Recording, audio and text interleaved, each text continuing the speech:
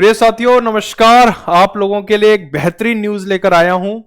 Bank of Baroda ने 2700 post के लिए अप्रेंटिस नोटिफिकेशन आउट किया है। तो क्या है इस नोटिफिकेशन का क्रक्स, वो आपको इस 10 मिनट की वीडियो में देखने को मिलेगा। तो तुरंत चलते हैं। और मैं आपको बता दूं कि ऑफिशियल वेबसाइट अगर आप बैंक ऑफ बड़ौदा ओपन करते हैं तो वहां पर आपको एक नोटिफिकेशन मिलता है जिसकी शुरुआत होती है, bank of Baroda invites online application from Indian citizens for engagement as apprentices under apprentice act 1961।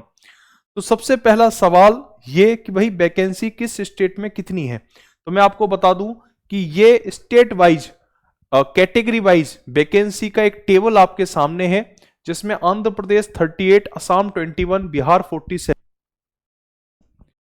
Chandigarh 12 है, दिल्ली में 119 है, इसी तरह हरियाणा में 400 एक बड़ा नंबर देखने को मिलता है आपको, कर्नाटका में 440 वैकेंसीज हैं, महाराष्ट्र 297, राजस्थान 215, आप तमिलनाडु में 159, तेलंगाना 154, यूपी में 307, उत्तराखंड में 22 और वेस्ट बंगाल 104 वैकेंसी के साथ टोटल 2700 वैकेंसीज आपको इसमें देखने को मिलती हैं। तो साथियों बैंक अप्रेंटिस की क्या भूमिका होती है, सबसे पहले मैं इस पे बात करूंगा। तो customer service front desk work रहेगा, चाहे कस्टमर को बेसिक बैंकिंग इंफॉर्मेशन देना हो, पासबुक प्रिंटिंग हो, छोटे मोटे जो क्वेरीज हैं उन्हें सॉल्व करना हो, ठीक है, फॉर्म भरने में कस्टमर्स की मदद करना, daily branch operations, cheque clearing व फॉर्म्स को अरेंज करना, ठीक है, केवाईसी डॉक्यूमेंट्स की चेकिंग में सहायता, accounts opening, back office work में डेटा एंट्री, फाइल्स को मेंटेन करना, एमआईएस रिपोर्ट्स में सपोर्ट, कस्टमर्स को बैंक के प्रोडक्ट सर्विसेज को बताना, डिजिटल बैंकिंग एप्स का इस्तेमाल सिखाना और स्कीम्स की अवेयरनेस बढ़ाना। तो जो एक क्लर्किकल पोजीशन पर बैंक में जो वर्क होता है, लगभग वो सारे काम आपको यहां पर दिए जाएंगे ताकि आप ये सीख सकें, आप ये जान सकें कि भाई बैंक में किस तरह से वर्किंग होती है और बैंक को भी अपने पेंडिंग वर्क निपटाने में मदद मिलेगी। तो ये इस तरह की एक स्कीम है। आपको मैं बता दूं साथियों कि लास्ट डेट फॉर्म भरने की 1 दिसंबर 2025 है। पोस्ट अप्रेंटिस है, नॉन परमानेंट ट्रेनिंग रोल, यानी कि जिस तरह से बैंक में क्लर्क और पीओ और एसओ की परमानेंट जॉब होती है उस तरह की ये जॉब नहीं है, क्लर्किकल जॉब है। एम्प्लॉय स्टेटस आपको इसमें नहीं मिलेगा, क्योंकि एम्प्लॉय स्टेटस मिलते ही तमाम तरह की जो बैंकिंग अमेनिटीज हैं, सुविधाएं हैं, भत्ते हैं, वो फिर मिलने लग जाते हैं। Total seat 2700। इसका टाइमिंग जो रहेगी ट्रेनिंग का वो 1 साल ऑन द जॉब, यानी कार्य जॉब करते समय आपको ट्रेनिंग दी जाएगी। ऐसा नहीं है कि ट्रेनिंग के लिए अलग से कोई पीरियड होगा और फिर आपको 1 साल के लिए काम पर रखेंगे, ऐसा नहीं है। जॉब करते हुए ही आपकी ट्रेनिंग स्टार्ट होगी। स्टाइपेंड 15,000 रुपए महीने इसमें मिलेंगे, जिसमें कोई भी अलाउंसेस, बेनिफिट, पीएफ, ईएसआईसी जैसी सुविधाएं शामिल नहीं होंगी। साथियों एज की एलिजिबिलिटी है 20 से 28 साल 1 नवंबर 2025 के हिसाब से। एससी एसटी में अगर आप आते हैं तो 5 साल का एज रिलैक्सेशन मिलता है, ओबीसी में 3 साल, यानी सरकारी नियमावली के अनुसार जो एज रिलैक्सेशन है वो सारी सुविधाएं यहां आपको दिखती हैं। एलिजिबिलिटी आपका ग्रेजुएशन होना चाहिए, BA, BCom, BSc, BTech, BBA, BCA, कोई भी आपने डिग्री ली हुई है ग्रेजुएशन की किसी भी रिकॉग्नाइज यूनिवर्सिटी से तो आप बिल्कुल अप्लाई कर सकते हैं।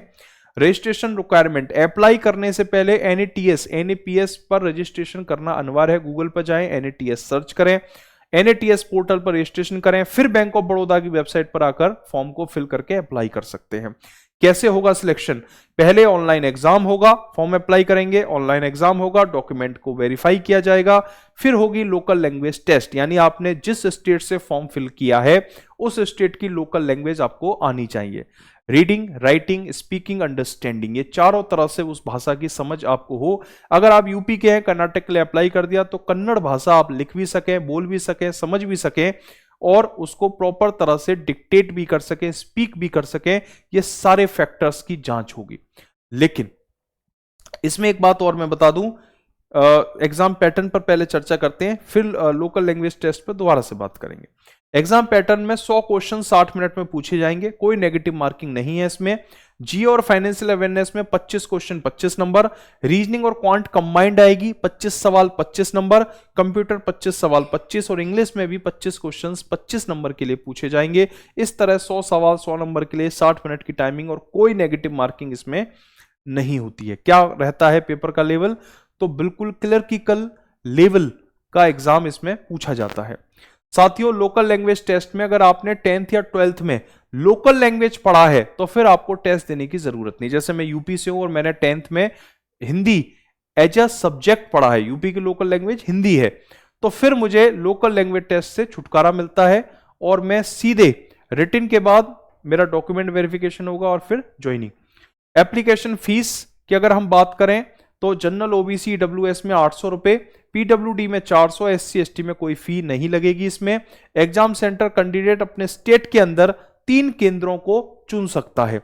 कौन से डॉक्यूमेंट्स की जरूरत है? Aadhaar, PAN, photo, signature, 10th-12th marksheet, degree, provisional, caste certificate, bank passbook के साथ ही जब ये सारा डॉक्यूमेंट आपके पास हो तो आप फॉर्म को फिल करें।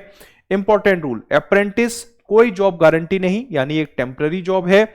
1 साल तक तो आप काम करेंगे लेकिन 1 साल के बाद कंटिन्यूएशन करे बैंक, इस बात की गारंटी नहीं। कोई भी अगर आप फर्जी दस्तावेज देते हैं रिजेक्शन होगा तुरंत, लीगल एक्शन भी पॉसिबल है। बैंक का डिसीजन फाइनल होगा। तो मैं फाइनली ये कह सकता हूं कि आपको फॉर्म भरना है, एग्जाम देना है, डॉक्यूमेंट वेरीफाई कराने हैं, अगर जरूरत हुई तो लोकल लैंग्वेज टेस्ट देना है, फाइनल सिलेक्शन होगा, 12 महीने की ट्रेनिंग होगी और ये प्रोग्राम फिर एंड हो जाएगा। साथियों आगे सवाल उठते हैं कि बैंकिंग एस्पिरेंट को क्या अप्रेंटिस का इस भर्ती में अप्लाई करना चाहिए, उसके क्या फायदे हैं, अगर करना चाहिए तो क्यों? पहला जवाब, रियल बैंकिंग एक्सपीरियंस मिलता है क्योंकि ब्रांच में एक्चुअल काम देखकर और करके समझ आता है कि बैंक कैसे चलता है। यह अनुभव आगे क्लर्क और पीओ इंटरव्यू में, क्योंकि इंटरव्यू पीओ में है क्लर्क में नहीं है, यह आगे क्लर्क/पीओ इंटरव्यू, मैं क्लियर कर दूं कि बैंक में क्लर्क में कोई इंटरव्यू नहीं, केवल पीओ के लिए प्री मेंस फिर इंटरव्यू एक फेज रहती है, तो पीओ इंटरव्यू में बहुत काम आएगा। रिज्यूमे मजबूत होता है, बैंक अप्रेंटिस एसबीआई या अदर बैंक लिखने से प्रोफाइल स्ट्रांग होती है और सिलेक्शन पैनल पर एक बहुत अच्छा प्रभाव पड़ता है। बैंकिंग एनवायरनमेंट का exposure, daily customers, staff, accounts, loans, operations और बैंकिंग में इस्तेमाल हो रही जो टर्मिनोलॉजीज हैं, शब्दावली हैं, जब आप उनसे डील करते हो तब आपको एक रियल एक्सपोजर मिलता है। और जीए जैसे सब्जेक्ट में, बैंकिंग अवेयरनेस जैसे सब्जेक्ट में आपको प्रैक्टिकली कनेक्टिविटी नजर आती है। आगे स्टाइपेंड के साथ सीखने का मौका, 15,000 रुपए तक का स्टाइपेंड मिलता है, मतलब पढ़ाई करते हुए भी कमाई हो सकती है, फाइनेंशियल प्रेशर कम होता है।